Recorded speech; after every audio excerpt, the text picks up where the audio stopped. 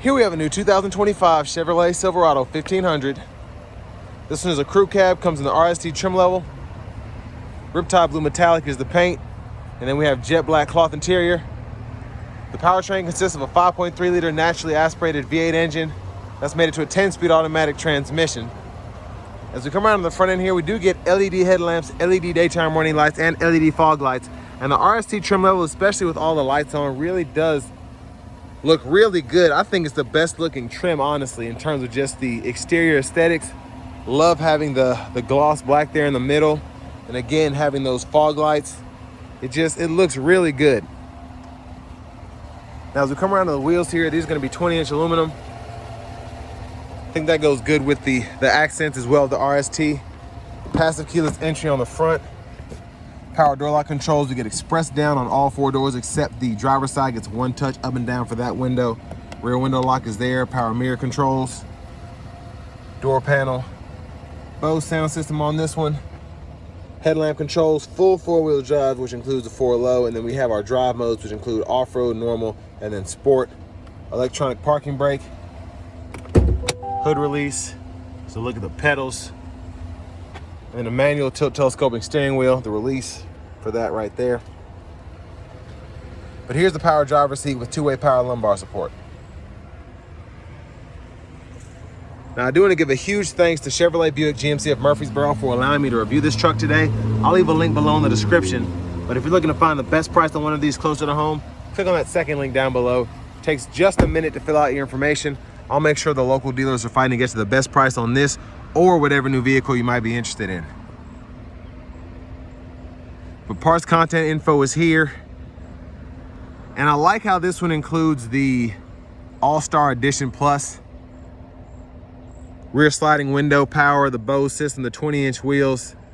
I think it's worth it for the money. And then having that Z71 off-road package. Everything else is kind of based on your preference. But $63,480 is the sticker price here.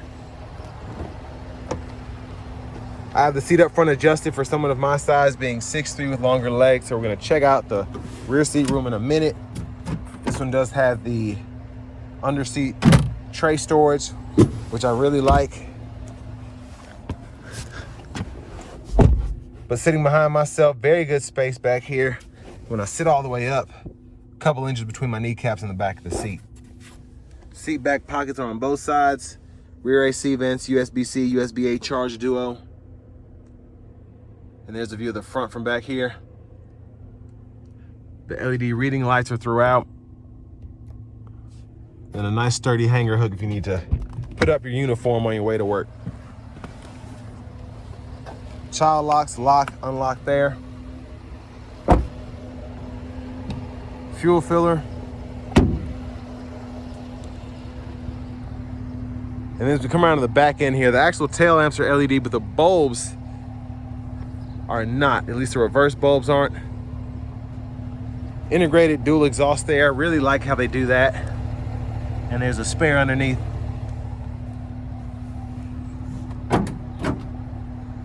We get that power release. 120 volt 3-prong plug-in. I think the spray on bed liner is a nice touch as well. Rear passenger side here. Lower anchors for the car seats are right here.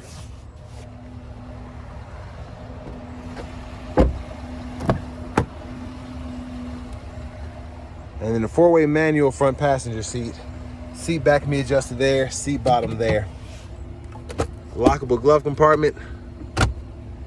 Storage pockets on both sides. And a top storage pocket there.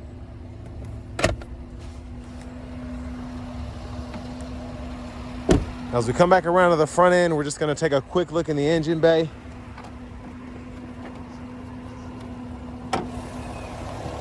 There's that 5.3 liter naturally aspirated V8.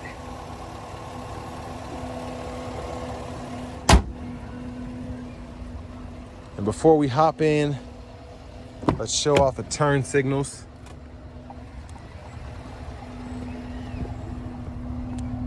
So again, those are LED there.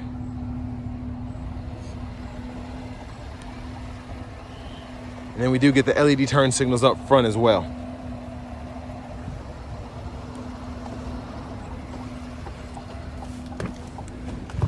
But in the driver's seat, leather wrap steering wheel. There's the horn. Over here to the radio, we get AM, FM, XM, Bluetooth, wireless Apple CarPlay and Android Auto compatibility, Google News, Google Maps, Google Podcasts, Alexa. We have that whole Google Assistant system. Dual zone automatic climate controls, which you can use either from the screen here, or we have buttons and knobs down below with our 3-stage heated seats. Trailer brake controller, USB-A and USB-C port. If we go into the settings, we can adjust our vehicle settings, which include rear seat reminder, buckle to drive, team driver. And then if we scroll down to the system settings, we can go over the language there. There's our backup camera, guidelines, follow us as we turn the steering wheel. We can turn those off. We have our lane keeping system down below, auto stop toggle, release the tailgate, hazards, traction control, downhill brake control. And then volume knob here, mute there, and then we have a home button as well. So it's nice to have that to take us back if we need to. And then we can also scroll through the sidebar here, which I like. Little storage pocket up top. Bottle holders. For the shifter, hit the brake, push this button, pull all the way up for reverse. You can tap down for drive, and then you can pull up for neutral there. And then you can toggle between the low and the drive mode as well. So we can use the paddle shifters behind the steering wheel to use that limiter there. And then you can see in that bottom right-hand corner what gear you're in. And you just press P for park there. Center console cubby space, generous size, I think. Removable tray is there, wireless charging pad, 3-prong plug-in, then another USB-C, USB-A port there.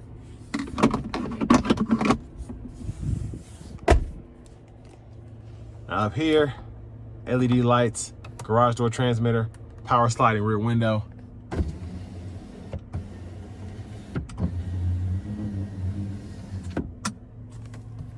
And then vanity mirror there. But back to the steering wheel, left side stock is blinkers.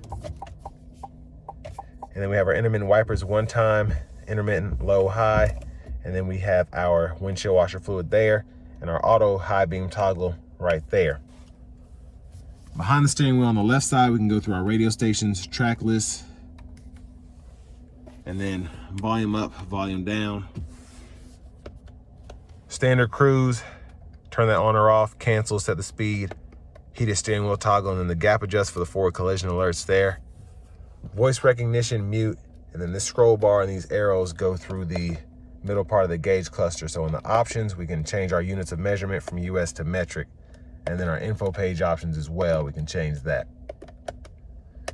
And then you just have your info pages themselves. So you have the tire pressure monitors you can pull up, fuel economy, driver assistance. You can turn all that on or off depending on what you want on your configured page. Push button start.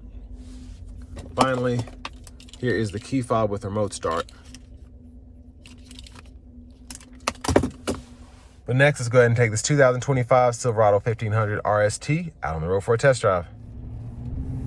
So starting the test drive in this Silverado 1500, I like having the V8 here, specifically the 5.3 and the 10-speed.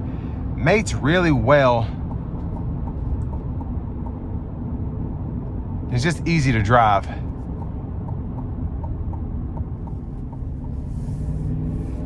Now for the RST package, it's always kind of been iffy for me because I feel like the leather package is a must on a truck like this, especially when you're spending over $60,000. Even though the seats are heated, having cloth is just a little wild to me. We're gonna try to give it a good pull here. Here we go.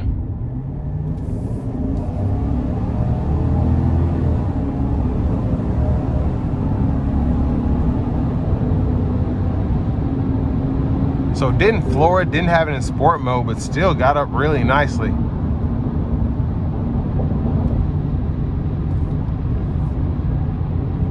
Now I want to give one more thanks to Chevrolet Buick GMC of Murfreesboro for allowing me to review this truck today.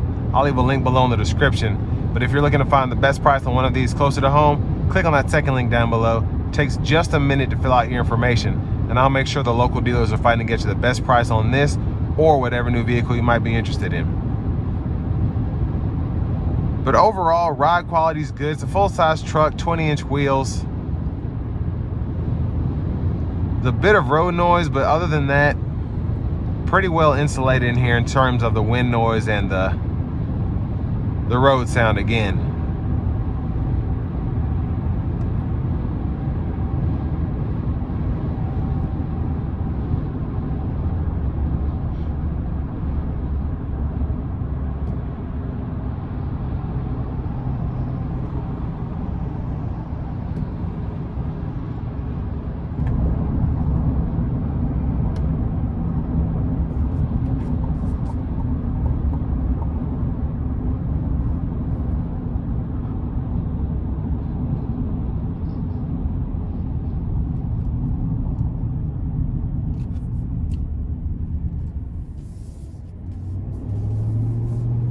Now, I do think this is a decent truck. Like I said earlier, I would just prefer to have leather in here, and it would just make it feel more like its price range. I think if you think about paying almost $65,000 for a pickup truck, you don't want it to have cloth seats, specifically if it's a light duty truck like this. It's not even a 2500 with a diesel or anything like that. It's just a weird thing for me. It's weird to see a vehicle like this without leather bring this kind of money, even though it does have a Bose sound system, a sliding rear window that's power, all of that. We don't even have adaptive cruise control here. And I think if GM really just made leather standard on the RST and added adaptive cruise control, or even used Super Cruise to its advantage, I feel like these would sell a lot better. And I guess they don't have to because they're still selling relatively well. But someone like me, if I'm looking at an F-150, I feel like I can get more for my money with that as opposed to the Silverado here. Maybe the truck doesn't look as nice, and maybe the powertrain's not as good or what we expect, but I know I'm not getting ripped off on lane centering. And I can't stress enough, GM is always late to the party with giving the features that the people want. And it could really help them with their market share against Toyota and Honda and Ford, things of that nature, if they would just put the Super Cruise technology in these vehicles. But they tend to chase profit more than the other manufacturers, which is, why they've been in business so long. But again, I just think lane centering should be something that we can option without having to add Super Cruise on a truck like this. It would just make a big difference. But I mean, other than that, I really like how the truck drives, really like the look of the RST trim, especially the front fascia there. And I like the interior. Even though it's cloth, everything seems more premium with this trim level. With all that being said, this will bring me to the end of my review of this 2025 Silverado 1500 RST.